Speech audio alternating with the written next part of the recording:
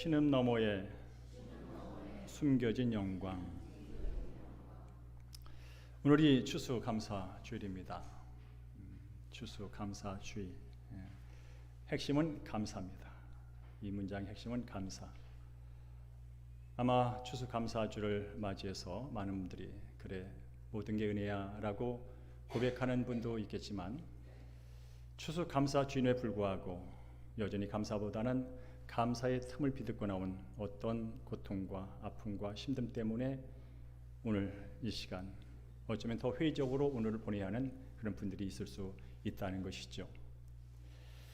지난주에 과 친구 한 명이 저희 교회를 저를 찾아왔습니다. 목양실에서 이런 얘기 저런 얘기 많이 하는데, 그 중간중간 얘기 중에 창문을 바라보면서 자기도 모르게 한숨을 쉬는 거예요. 자기도 모르게 창문을 보면서 이 아름다운 단풍을 보면서 한숨을 쉬더라고요. 그러면서 고개를 숙인 채로 그가 말을 하더라고요. 이 목사, 퇴직하고 나니까 더 힘들어. 왠지 답답해. 일이 없어 편할 줄 알았는데 이상해. 왠지 더 힘들어. 그런 얘기를 제게 하면서 자기 상황을 얘기를 하더라고요. 그 친구의, 오랜만에 만난 친구의 얘기 가운데 또 은연중에 흘러나오는 한숨을 제가 가슴으로 이렇게 안으면서 저도 생각해 봤어요.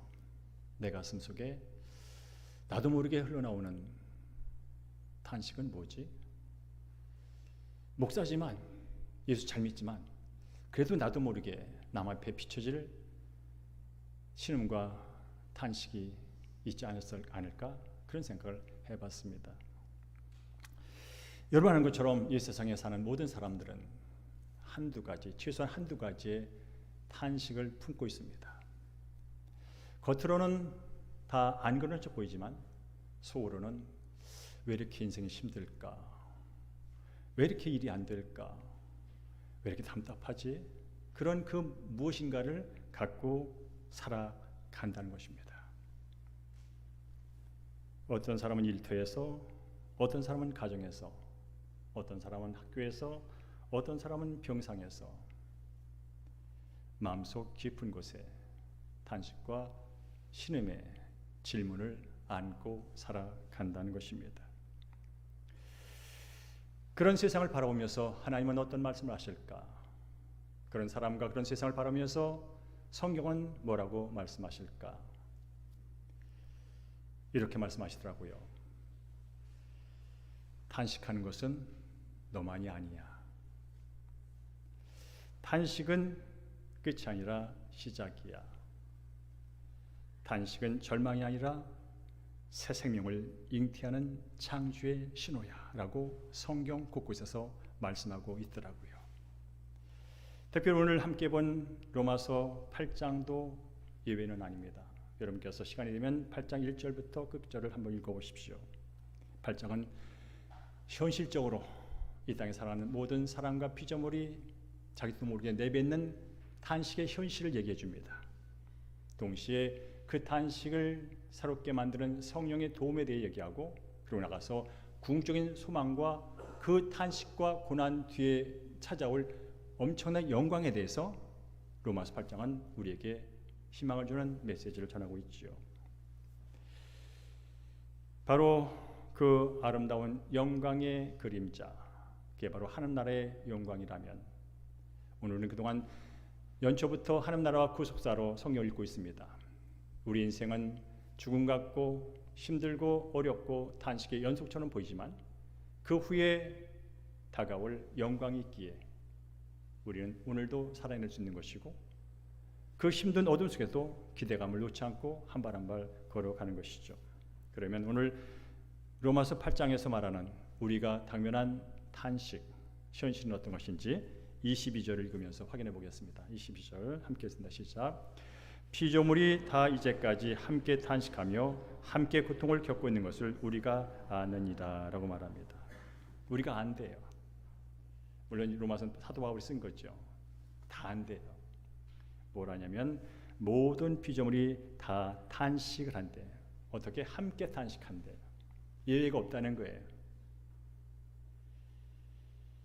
왜 모든 피조물들이 이렇게 탄식하며 고통할까? 성경 말합니다. 이 세상이 고장났기 때문에 그래. 여러분 어디 몸에 통증이 있잖아요. 이유는 한 가지예요. 어떤 기능이 고장나서 그래요. 성경 말합니다. 아담이 타락한 이후에 모든 피조물이 부패했고 그 결과로 신음한다고. 창세기 3장 위에 모든 사람을 비롯한 모든 자연 피조물이 더 이상 온전하지 않다고.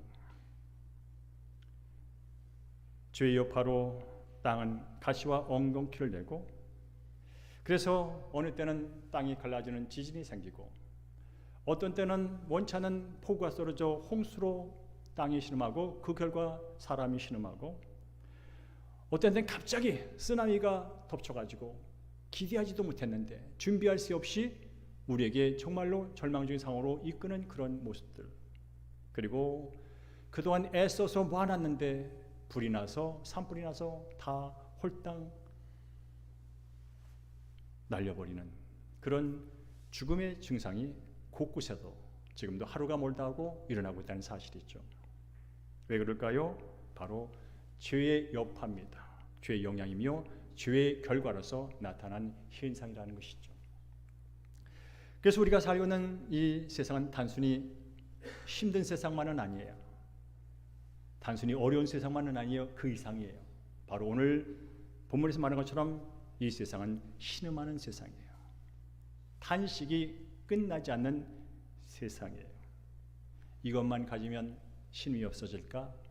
이것만 이루면 탄식이 사라질까? 계속 노력해보고 애써보지만 결국 그 자리에서 또 다른 탄식이 찾아오고 또 다른 신음이 찾아오는 게 우리의 인생이라는 것이죠. 관계가 깨지고 전쟁이 멈추지 않고 질병이 삶을 흔들고 자연도 신음하는 이 가운데서 우리 어느새 내 마음이 번아웃되며 나도 모르게 아름다운 단풍을 보면서 한숨을 짓는 나의 친구처럼 그런 삶이 종종 우리 안에 있다는 것이죠. 사랑하는 성도님, 오늘 이 말씀을 들으면서 우리 성도님의 깊은 내면 속에 나도 모르게 흘러나오는 탄식과 신음은 무엇인지요? 중요한 것은 나의 신음과 탄식이 어떻든 간에 성경은 그 결과가 결코 절망이나 죽음이 아니라고 성경은 분명히 말씀하고 있다는 것입니다. 우리 오늘 그것을 따라가게 될 것입니다. 우리 함께 22절을 제가 세번역으로 다시 써놨습니다. 세번역본을 다시 한번 읽어볼까요? 시작. 모든 피조물이 이제까지 함께 신음하며 함께 해산의 고통을 겪고 있다는 것을 우리는 압니다. 아멘. 이제까지. 언제부터일까요? 아담이 죄를 지어 타락한 순간부터 지금까지. 근데 아세요? 이제까지 해서 오늘 끝나는 게 아니고 주님 오실 때까지 그 신음의 고통이 진행된다는 걸. 이걸 알고 사는 사람과 이걸 모르고 사는 사람은 인생의 질이 천지 차이라는 것. 근데 성경 말하면 우리는 안다는 거죠. 아담이 타락한 이후에 수많은 사람이 노력했어요. 정치도 바꿔보고 경제 구조도 바꿔보고 대통령도 바꿔보고 사상과 주의와 종교도 만들어보고 별일을 다 해봤지만 여전히 세상은 신음합니다. 그런 성경 말합니다. 이 신음이, 이 고통이 뭐냐면 해산의 고통이라고. 여러분, 해산의 고통이 뭡니까? 산모가 애를 낳는 고통이에요. 저는 애를 안 낳아봐서 모르지만 우리 어머님들은 애를 낳아봤어요. 그러더군요. 해산의 고통이 얼마나 크냐면 다시는 애 안 낳겠다고. 다시는 애 안 낳겠다고. 그 정도로 해산의 고통이 크지요. 그리만 합니다. 이 해산의 고통은 결코 죽음이 아니라 새로운 탄생을 향한 고통이라는 사실을. 이 산모의 해산의 고통은 끝이 아니라 새로운 생명이 시작되는 고통이라는 사실을 그래서 참을 수가 있는 겁니다. 여러분, 기독교 신앙이 성경에서는 고난을 어떻게 하냐면 바로 이것처럼 이런 관점으로 해석을 합니다. 성경은 고난의 실제를 부인하지 않습니다. 어쩌면 성경은 인간의 고난에 대해 아주 정연하게 말을 합니다. 세상의 종교와 세상 사람들은 대충 얼버무리고 넘어가지만 성경은 분명히 고난이 있다고 말을 합니다.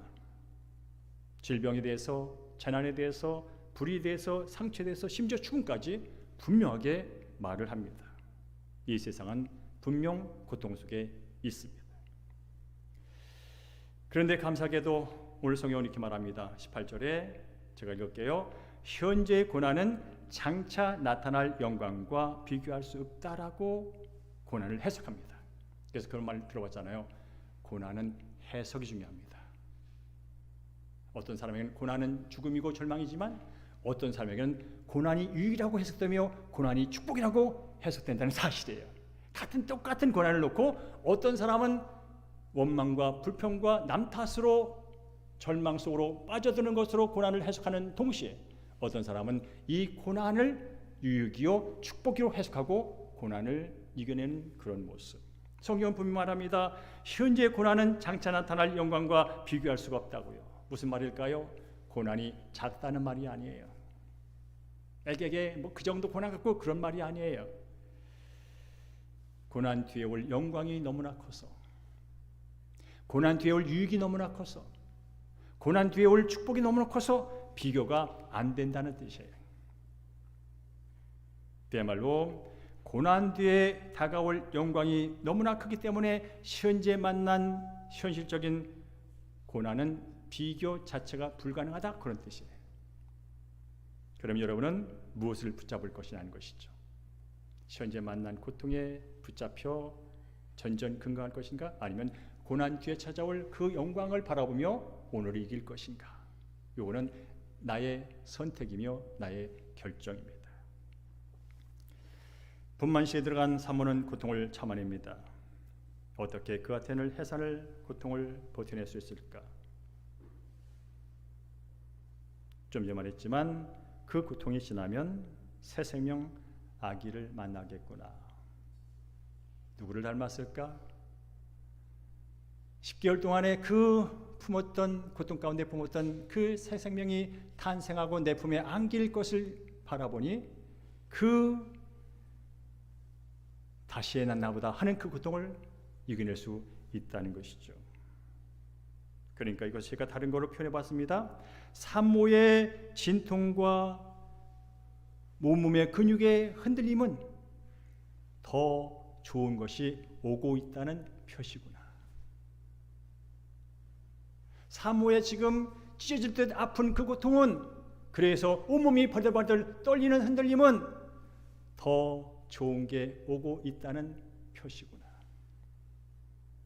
여러분 따라할까요? 고난은 우리를 파괴하려고 오는 것이 아니라 영광을 깨우러 오는 것이다.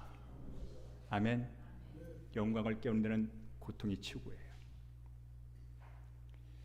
자, 그러면 이 영광의 첫 번째 증거는 무엇일까요? 우리 함께 23절을 읽겠습니다. 23절 시작. 또한 우리 곧 성령의 처음 익은 열매를 받은 우리까지도 속으로 탄식하여 양자될 것 곧 우리 몸의 속량을 기다리느니라. 아멘. 이 본문을 아주 쉽게 말하면요, 성령 받은 우리, 예수 믿고 구원받은 사람도 탄식을 한다는 거예요. 천지 만물을 창조하신 그분을 아버지로 모시고 사는 부족함이 없는 사람들도 탄식하며 산다는 거예요. 바로 이 자리는 여러분들에 대한 얘기, 저에 대한 얘기예요. 예수 믿었다고 다 신음이 순간에 사라지지 않는다는 거예요. 여전히 예수 믿어도 흔들려요. 여전히 성령 충만을 받아도 아파요. 여전히 성령의 다시를 받아도 눈물 나고 넘어지곤 합니다. 그러면 이런 질문을 하는 거죠. 왜 성령을 받았는데, 하나님의 다스림을 받는 하나님의 자녀인데 왜 여전히 힘들고 탄식을 해야만 하는 거야? 라고 질문을 하셔야 돼요, 여러분. 내가 믿음이 없어서 그런가? 아니요, 여러분. 많은 사람이 여기서 넘어져가지고 내가 믿음이 없어서 그런가? 죄책감에 빠져가지고 온전한 신앙생활을 하지 못하는 분이 너무나 많아요. 몰라서 그런 거예요. 믿음 문제 아니에요. 왜 그러냐면 그동안 우리가 하나님 나라에서 계속 들어왔어요. 하나님 나라는 이미 임했다. 그러나 아직 완성되지는 않았다는 거예요. 그래서 예수 믿고 구원받은 사람 성령 받아 거듭나고 성령에 따라 예수를 닮아가는 과정 속에 있지만 우리는 뭐요? 이미와 아직 사이에 있기 때문에 그렇다는 거죠. 아직 이 우리가 살아가는 공간이 뭐라고요? 여전히 죄가 지배하고 여전히 전쟁이 있고 여전히 생존 투쟁이 있고 여전히 사탄의 유혹이 있는 그 구조 속에서 살아가기 때문에 예수를 믿고 구원받아도 여전히 신음하고 탄식하는 일이 우리 삶 가운데 존재한다는 거예요. 이미 주에 대해서 예수의 피로 말미암아 자유를 얻었고 해방됐지만 우리의 죄에 대한 싸움은 아직 끝나지 않아서 탄식이 있는 거예요. 예수 안에서 새로운 피조물이 됐어요. 그리스도 안에 있으면 누구든지 새로운 피조물이라 이전 것은 지나가지 보라 새 것이 됐다. 새 것이 됐건만 여전히 그 새 것이 온전히 사랑할 새 땅과 새 하늘이 오지 않아서 여전히 우리는 탄식하며 살아가는 거예요. 그러나 중요한 게 있죠.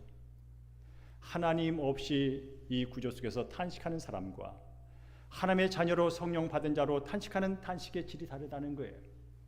예수 믿고 구원받은 사람들의 탄식은 절망의 탄식이 아니라는 거예요.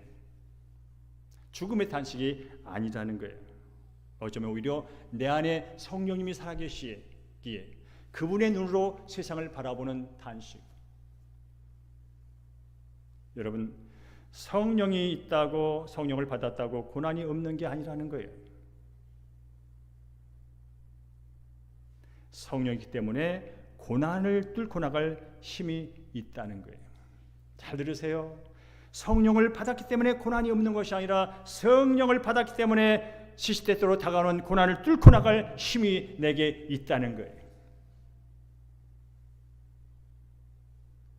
성령이 있다고 성령 받았다고 눈물이 없는 것이 아니라 성령 안에서 눈물 나는 지금 상황을 바라보니 그 눈물에 의미가 있다는 거예요. 눈물에 의미 없는 눈물은 없습니다. 여러분이 예수 믿지 않아서 자기 멋대로 살아가는 어떤 가족을 보고 친구를 보고 동료를 볼 때마다 마음속에 애통하고 눈물 나는 일이 있다면, 그래서 그 영혼을 볼 때마다 탄식하며 신음하는 어떤 모습이 있다면 그것이 바로 내가 성령 안에서 거듭난 자로 하나님의 시각으로 사물을 바라보며 사람을 대하는 새로운 피조물의 그 놀라운 은혜를 내가 갖고 있다는 거예요. 그 어떻게 알아요? 성령이 계시니까 그런 일이 일어나는 것이고 성령 계시니까 그렇게 해석이 가능한 거죠. 그리고 성령이 있다고 기다림이 사라지는 게 아니에요. 우리는 죽을 때까지 무언가의 교육적인 기다림 속에 살다 죽습니다. 그런데 우리의 기다림은, 성령 안에서 주어지는 기다림은 약속에 근거한 소망의 기다림이라는 거죠. 그러면서 오늘 성경은 그 부분을 이렇게 해석합니다. 예수 믿고 구원받은 사람들은 어떤 사람이냐면 성령의 처음 익은 열매를 이미 받은 자라는 표현이 나옵니다. 저와 여러분은 이미 받은 자예요. 성령의 처음 익은 열매를 이미 받은 자예요. 성령의 은사와 성령의 은혜, 성령을 통해 주어질 하나님의 약속을 이미 받은 사람들이에요. 근데 어떤 열매? 첫 열매. 첫 열매가 뭐냐면 이런 뜻이에요. 여러분, 과수원을 예를 들어볼게요. 여러분이 과수원을 경영하는 어떤 농부라면 이제 봄에, 여름에, 수고수, 가을에 이제 열매들이 주렁주렁 매달리잖아요. 예를 들어 사과 농장이라면 사과 수만 평에 수많은 사과가 열려 있단 말이죠. 그 중에 첫 번째 먼저 익는 열매가 있어요. 똑같은 달 똑같이 익는 게 아니에요. 어떤 열매가 빨갛게 탐스럽게 맛있게 열린 열매가 있어요. 그러면 이 농부는 그 열매를 가장 먼저 땁니다. 익었으니까, 딸 때가 됐으니까.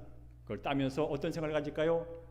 이제 나머지 열매도 이처럼 아름답고 맛있고 풍성한 열매로 내가 수확하게 될 거야 라는 마음을 갖게 된다는 거예요. 이게 바로 첫 열매가 주는 약속이고, 첫 열매가 앞으로 이제 이런 열매가 계속 맺힐 거야 하는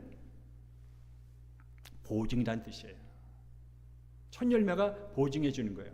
내가 이 열매가 이렇게 아름답고 견고하고 맛있는 것처럼 다른 열매들도 그럴 거야 하는 걸 미리 보여준다는 거예요. 이 시간 성령받아 거듭나고 성령으로 주님을 닮아가며 성령과 함께 살아간 여러분, 저도 마찬가지고요. 아무리 믿음이 좋아도 우리의 완벽한 하나님의 은혜를 이 땅에 다 누릴 수는 없어요. 왜냐하면 여전히 이 땅에 죄가 있고 유혹이 있고 다툼이 있고 경쟁이 있기 때문에 그렇죠. 그러나 이미 성령이 내주하시는 성령이 오셔서 우리로 하여금 앞으로 주님이 오셔서 이루실 새하늘과 새 땅에서 누릴 완벽한 한 나라에서 누릴 것을 순간순간 맛보게 해주세요. 오늘 이 시간도 맛보는 시간이에요. 예배를 통하여 여러분이 말씀을 들을 때, 여러분이 기도할 때, 여러분이 찬양할 때 여러분도 모르게 마음속에 평안을 누리게 될 거예요. 여러분이 교회 오기 전에 가정과 직장과 학교에 있는 그 문제가 해결된 게 아니라 바로 이 순간만이라도 그래 맞아, 이게 평강이지, 이게 기쁨이지, 이게 위로지 하는 걸 지금 느끼고 있다면 그게 바로 첫 열매를 느끼고 있는 거예요. 앞으로 이제 내가 주님 만났을 때, 내가 그곳에 갔을 때 이 평안, 이보다 더 큰 평안이 기다리고 있어, 이보다 더 큰 기쁨이 기다리고 있어, 이보다 더 큰 화해가 기다리고 있어 라는 것이죠. 그리고 살면서 힘이 언제 나와요? 약할 때 나오잖아요. 나약할 때, 없을 때 나오잖아요. 그러나 성경 말하잖아요. 약할 때 강함 되신 주님의 오른손이 나를 붙들림으로 인해서 힘을 얻고 다시 일어난 일이 벌어졌잖아요. 그때마다 우리는 기억합니다. 그래, 이제 내가 궁조로 도달해서 살아갈 그 공간, 하나님의 완성된 나라는 약함이 존재하지 않는 나라, 서로 강하기 위해서 서로 치고받고 싸우지 않는 그런 나라, 그 나라가 기다리고 있어. 그러니 지금 약할지라도 그럼에도 불구하고 나를 붙드시는 예수님의 손을 붙들고 가는 게 복이지, 이게 내가 해야 할 일이지 하면서 이제 한 날 한 날 살아가게 된다는 것이죠. 그런 면에서 우리의 탄식은 절망의 탄식이 아니라 소망의 탄식이라는 거예요. 오늘 본문의 23절 보니까요, 양자될 것 곧 우리 몸의 구속을 기다리는 소망이 있다고 말합니다. 우리 몸의 구속, 여러분 구원은 영혼만 구원받는 게 아니에요. 성경은 말합니다. 이 썩어질 몸도 죽을 몸도 구원받는데요. 언제? 주님 오실 때 주님 같은 부활의 몸으로 구원을 받는데요. 그러니까 여러분께서는 이제 예수 믿고 구원받아서 영혼이 구원받았다면 이것은 끝난 게 아니에요. 이 썩어질 것, 질병 때문에 늘 아프고 통증 때문에 늘 괴로운 이 육체가 이제 새롭게 구원을 받는데, 어떤 몸으로요? 병들지 않는 몸. 어떤 몸으로요? 썩어지지 않는 몸. 어떤 몸이요? 죽음이 없는 몸. 어떤 몸이요? 죄를 짓지 않는 몸. 어떤 몸이요? 늙지 않는 몸. 어떤 몸이요? 예수님처럼 영광스러운 부활의 몸으로 구원을 받는데요. 그러니까 우리는 뭐라고요? 그날 그 모습을 기대하면서 바라보면서 오늘 살아가는 거예요. 그러니까 오늘 여러분이 나 몸이 아파, 너무 힘들어, 내 몸은 왠지 모르겠어, 그런 분이 계시다니까. 그래도 소망을 놓지 마세요. 언젠가는 모든 질병에서 벗어나 정말로 내가 봐도 아름답고 누가 봐도 아름다운 멋진 몸을 갖고 영원히 살게 될 그날이 기다리고 있어 하면서 오늘의 아픔을 이겨내는 거예요. 어떻게? 감사하면서, 하나님 그럼에도 불구하고 아직 숨을 쉬고 있네요. 내 몸이 통증으로 아프긴 하지만 그래도 눈이 살아있어 이 아름다운 단풍을 보내요. 와, 그래도 내가 이빨이 상해서 아프긴 하지만 그래도 맛있는 음식을 먹고 있네요. 이렇게 사는 거예요. 이게 은혜지요. 이게 고난을 해석하면서 다시 누리는 기쁨이지요. 그런 애가 여러분의 길을 주님으로 축복합니다. 그러면서 궁조로 우리의 단식은 소망이라고 말씀했어요. 근데 여러분, 소망은 보이는 걸 바라보는 게 소망이 아니에요. 보이지 않는 걸 바라보는 게 소망이죠. 무엇으로? 믿음으로. 그 얘기가 바로 24절 25절인데요. 함께 읽어볼까요? 우리가 시작. 우리가 소망으로 구원을 얻었음에 보이는 소망이 소망이 아니니 보는 것을 누가 바라리요. 만일 우리가 보지 못하는 것을 바라면 참음으로 기다릴지니라. 아멘. 할렐루야. 기독교는 멋있는 종교예요. 그래서 종교란 말 자체를 안 써요, 사실은. 지금 성경에서 말하는 소망은 그냥 막연한 낙관이야, 잘 될 거야, 잘 될 거야 하는 어떤 수준의 긍정의 표현이 아닙니다. 바로 하나님의 약속 위에 세워진 소망. 여러분, 소망은 보이지 않습니다. 새하늘과 새 땅도 아직 우리 눈에 보이지 않습니다. 왜냐하면 아직 오지 않았기 때문에 안 보이는 겁니다. 그런데 확실합니다. 왜일까요? 천지 만물을 지으신 신실하신 하나님이 약속하신 말씀이기 때문에 확실합니다. 제가 말했다면 확실보다 불확실할 게 더 확실합니다. 그러나 하나님이 천지 만물을 창조하신 거룩하신 거짓 없으신 그분이 말씀하셨고 약속하셨기에 그건 확실합니다. 그래서 우리는 뭐라고요? 그걸 믿고 살아갔죠. 근데 그 확신 갖기 위하여 저와 여러분의 의지만 갖고는 안 되거든요. 여러분의 결단과 어떤 경험과 지식만 갖고는 안 되거든요. 성경 지식만 갖고는 안 되거든요. 그래서 뭐가 왔어요? 성령을 주셨어요. 성령의 천련매가 우리 안에 오셔서 성령이 보증해 주세요. 사람의 말은 변할 수 있지만 하나님의 말씀은 변하지 않아. 그러니 믿고 가자고 성령 계속해서 우리에게 보증을 해주세요. 그래서 말씀이 준 모든 소망은 막연한 희망사항이 아니라는 거예요. 철저하게 살아계신 하나님을 믿고 바라보는 미래라는 거죠. 그러면 이제 그날의 현실을 맛보기에 우리가 할 게 뭐냐? 성경 분명히 말합니다. 참고 인내함으로 기다려. 그때까지 안 보여도 믿고 참고 기다려. 다른 방법은 없어. 안 보이지만 확실하거든. 근데 올 거야. 그때까지 너와 내가 우리가 할 것은 이거밖에 없어. 믿고 참고 기다리는 거야. 여러분, 여기서 말하는 기다림은 천념이 아닙니다. 그냥 버텨보자고, 그냥 견뎌보자고, 그럼 어떻게 되겠지? 그런 게 아닙니다. 바로 능동적인 하나님의 말씀의 약속을 굳건히 붙든 상태에서 이루어지는 그런 기다림이에요.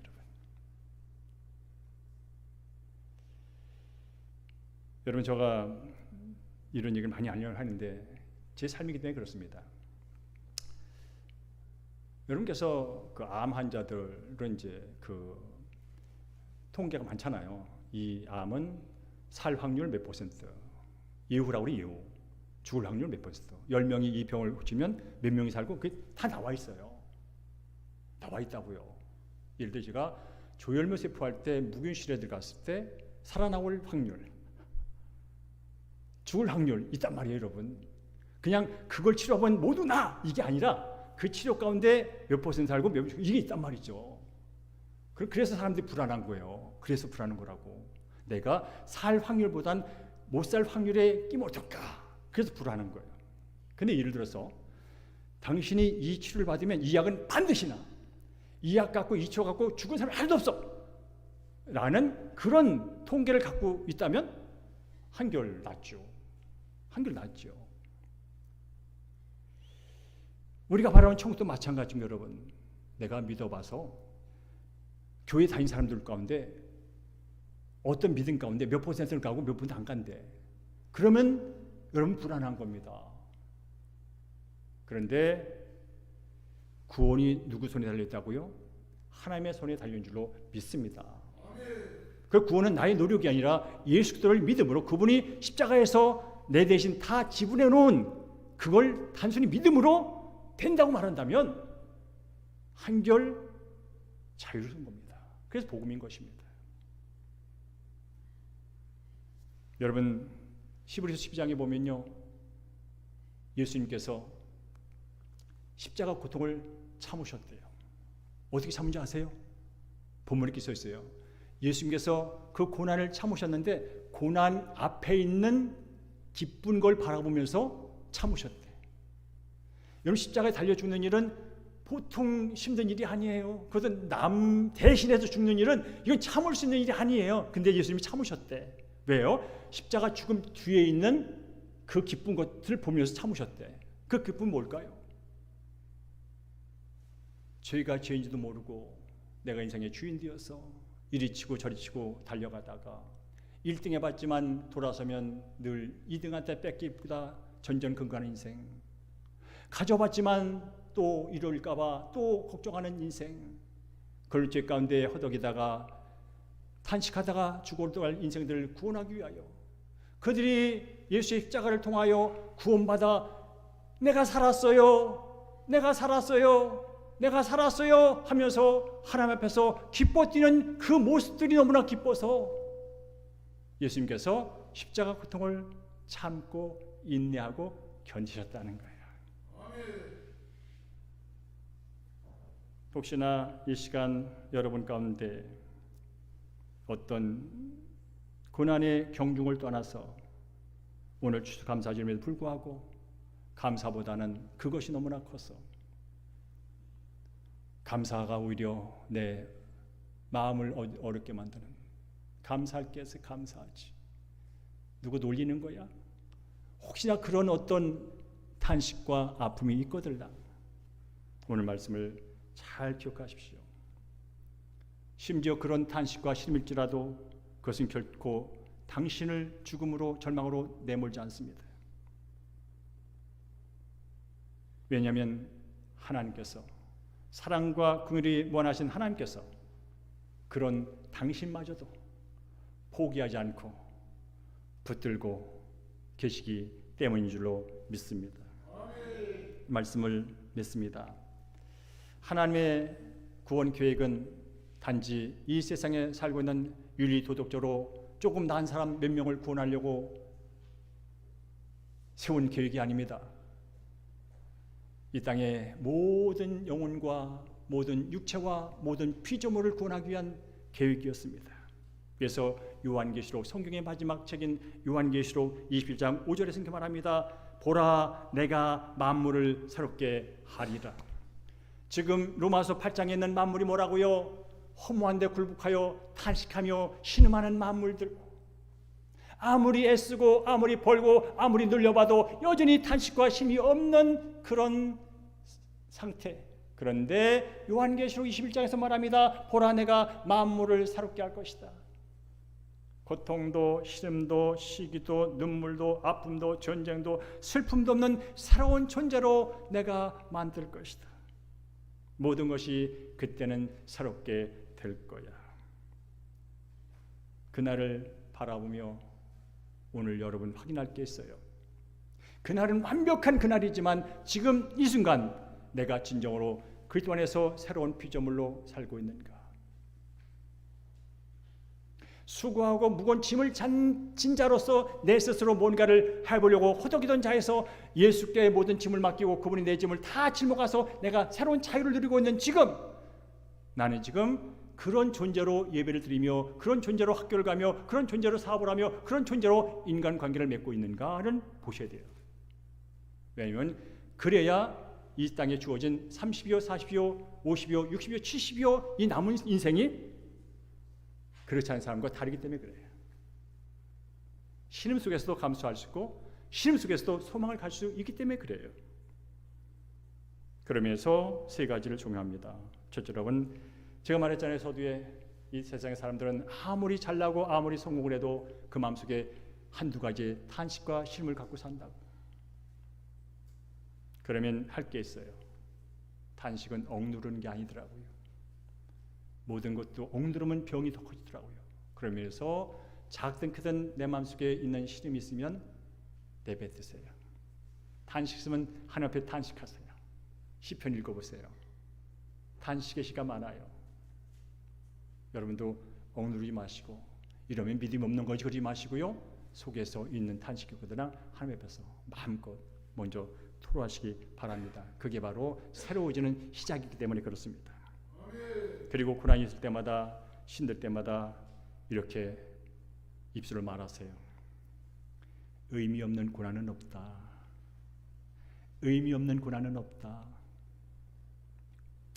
이 고난은 나를 끝내기 위한 것이 아니라 나를 새롭게 하고 더 큰 유익과 영광을 맛보기 위한 과정이다. 이렇게 말하세요. 이걸 해석이라고 말하는 거예요.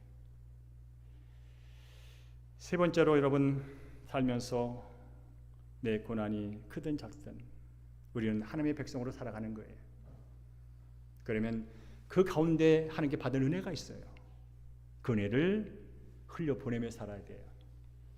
난 이것도 없고 이것도 안 되고 이래서 계속 여러분 거기에 묶여있으면 인생이 더 힘들어요.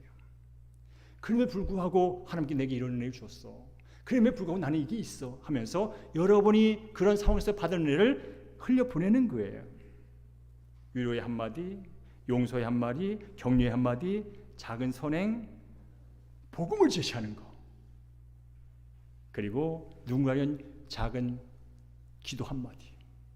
이런 삶을 살아갈 때 나의 탄식은 사라지고 그 자리에 하나님의 기쁨과 소망이 더 커지는 것을 경험해야 될 줄로 믿습니다. 지금 이 시간도 하나님은 저 여러분에게 말합니다.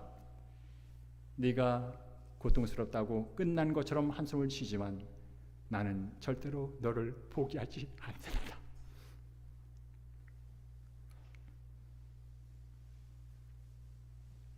너의 지금 탄식과 신음은 죽음을 위한 것이 아니라 죽음으로 가는 길 속에 나타나는 신상이 아니라 산고다. 해산의 고통이다. 아름다운 아기를 품에 안기 전에 주어진 과정이다. 하나님이 성령을 통하여 예수님을 통하여 네 삶 가운데 이미 도래했고 이제 성령님과 함께하며 이 땅에 주어진 여러 가지 시름을 이겨가며 궁극적으로 그분의 나라에서 영광스러운 그 시간을 맞이하게 될 것이다. 그 마음을, 그 복음을 여러분 마음속에 가슴속 깊이 새겨두시고 다음 한 주간도 승리하시기를 주의 이름으로 축복하며 하나님께 영광의 박수를 올려드리겠습니다.